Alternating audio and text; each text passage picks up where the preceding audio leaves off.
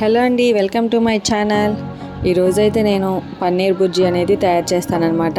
పన్నీర్ నేనైతే ఫ్రెష్గా ఇంట్లోనే తయారు చేసుకున్నాను. అది ఎలా తయారు చేయాలో నెక్స్ట్ వీడియోలో అయితే చెప్తాను. ముందుగా ఆ పన్నీర్ని మనం నీట్గా గ్రేట్ చేసి పెట్టుకోవాలి. గ్రేట్ చేస్తే చేయొచ్చు, లేదంటే దాన్ని చిన్న చిన్న ముక్కలుగా చిరిపేసినా పర్వాలేదన్నమాట.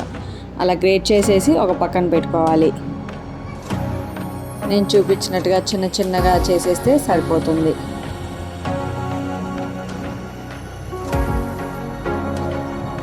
పన్నీర్ అయితే ఎంతో పర్ఫెక్ట్గా వచ్చిందనమాట ఇంట్లో తయారు చేసినా కానీ. తర్వాత ఒక బాండీలో ఆయిల్ వేసుకొని జీలకర్ర వేసుకోవాలి. ఫస్ట్ జీలకర్ర కొంచెం వేగిన తర్వాత పెద్దుల్లిపాయలు అయితే వేసుకున్నాను.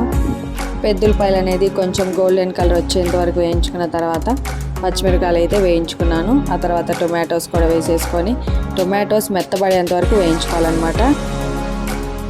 ఆ తర్వాత మనం ఇందులో కొంచెం అల్లం వెల్లుల్లి పేస్ట్ కూడా యాడ్ చేసుకోవాలి. అల్లం వెల్లుల్లి పేస్ట్ పచ్చి వాసన పోయేంత వరకు వేయించుకోవాలన్నమాట ఫస్ట్. తర్వాత అందులో పసుపు, ఉప్పు, కారం కూడా వేసుకొని ఒక్కసారి కలుపుకున్న తర్వాత కొంచెం ధనియాల పొడి, కొంచెం గరం మసాలా అయితే వేసుకోవాలి.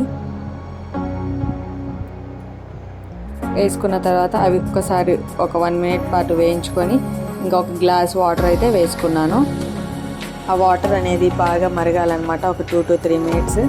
ఆ తర్వాత ముందుగా గ్రేట్ చేసి పెట్టుకున్న పన్నీర్ అయితే వేసుకొని కరెక్ట్గా 2 to 3 మినిట్స్ పాటే పన్నీర్ అనేది వేయించుకోవాలన్నమాట. లేదంటే ఆ వాటర్లో ఉడికినప్పుడు గట్టిగా అయిపోతుంది. ఒక 2 మినిట్స్ అయితే సరిపోతుంది. తర్వాత కొంచెం ఫ్రెష్ క్రీమ్ వేసుకొని కొంచెం కొత్తిమీర వేసేసుకుంటే సరిపోతుంది. ఇంకెంతో టేస్టీ అయిన పన్నీర్ బుర్జీ అయితే రెడీ.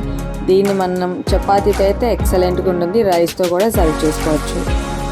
మీకు ఇలాంటి రెసిపీస్ ఎన్నో కావాలంటే మన ఛానల్ అయితే సబ్స్క్రైబ్ చేయండి, ఇంకా లైక్ చేయండి, ఇంకా షేర్ కూడా చేయండి.